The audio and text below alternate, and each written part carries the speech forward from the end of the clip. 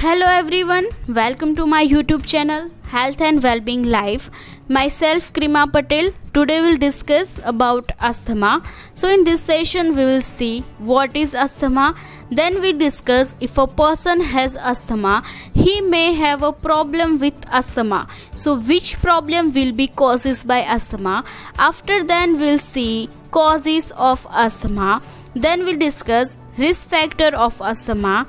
Then we see sign and symptoms of asthma, and last we discuss diagnostic evaluation of asthma. The goal with continued testing are to monitoring lung function and asthma control to identify complication as well as side effect. So let's start. What is asthma? Asthma is a chronic long-term lung disease, a condition in which a person's airway become inflamed, narrow and swell and produce extra mucus which make it difficult to breathe. Asthma can be minor or it can be interfere with the daily activity. In some cases, it may lead to life-threatening attack. Asthma is a condition that affects air passage of the lung. It is a three-step problem. First problem is when a person has asthma, the air passage are inflamed, which means that the air passage are red and swallow, that causing the airway to narrow and reducing the flow of air in and out of the lungs. A second problem is inflammation of the air passage make different things that can trigger or bring on asthma symptoms like breathlessness, difficulty in breathing and wheezing. A third problem is due to narrowing of air passage that make different thing. It is difficult for air to be breathed out from the lungs. Now we discuss causes of asthma. The exact cause of asthma it is unknown, but researchers think a combination of factors interact to causes of asthma to develop most often earlier in life. Probably due to combination of environmental factor, genetical factor and epigenetical factor, they are caused to asthma. So there are main three causes of asthma. It is environmental factor, genetical factor and epigenetical factor. Now we discuss risk factor of asthma. There are number of asthma risk factor increase a person's chances of developing asthma. Asthma risk factor include a first risk factor is airborne allergen such as pollen, dust mite and cockroaches.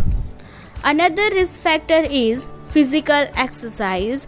Exercise induce asthma.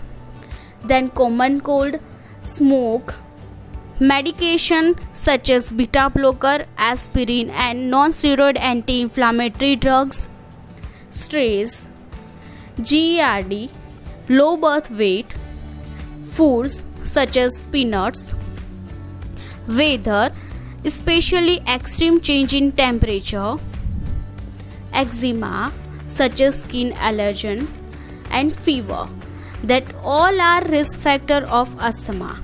Then we discuss sign and symptoms of asthma. Shortness of breath, breathing difficulty, dry cough, night cough, wheezing and chest pain. Another symptoms is restlessness, headache, mental confusion, central cyanosis, hypoxemia, vomiting and extreme anxiety. Now we discuss diagnostic evaluation of asthma. A main goal with continued testing are to monitoring lung function and control asthma, evaluate and resolve asthma attack and identify and address complication and side effects that arise. A first details medical history and the physical examination that focus on the chest and respiratory tract. Another diagnostic evaluation in this first one, spirometer. This device measures how much air you can exhale and how forcefully you can breathe out. The test may be done before and after you take inhaled medication. Spirometry, it is a good way to see how much breathing is impaired during an attack. Second diagnostic evaluation is nitric oxide test.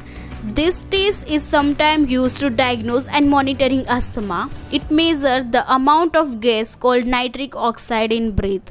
If airway are inflamed, a sign of asthma may have higher than normal nitric oxide level. Then another diagnostic evaluation is pulse oximetry. Pulse oximetry, it is a non-invasive way to continue monitoring oxygen saturations. A painless probe called pulse oximeter will be placed on fingertip to measure the amount of oxygen in a bloodstream. Another diagnostic evaluation, chest X-ray.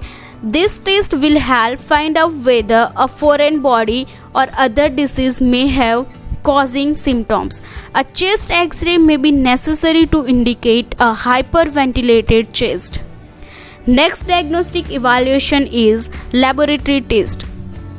Laboratory testing is used to help rule out conditions that cause symptoms too similar to asthma, to identify patients' allergy, and to help identify and evaluate complications that arise. During severe asthma attack, testing may be ordered to evaluate and monitoring organ functions, oxygen level, and body's acid-base balance. There are a number of tests included in laboratory tests. First one, allergen blood testing, blood gases, CBC, complete blood count to evaluate blood cell, sputum culture, and sputum cytology. Thank you.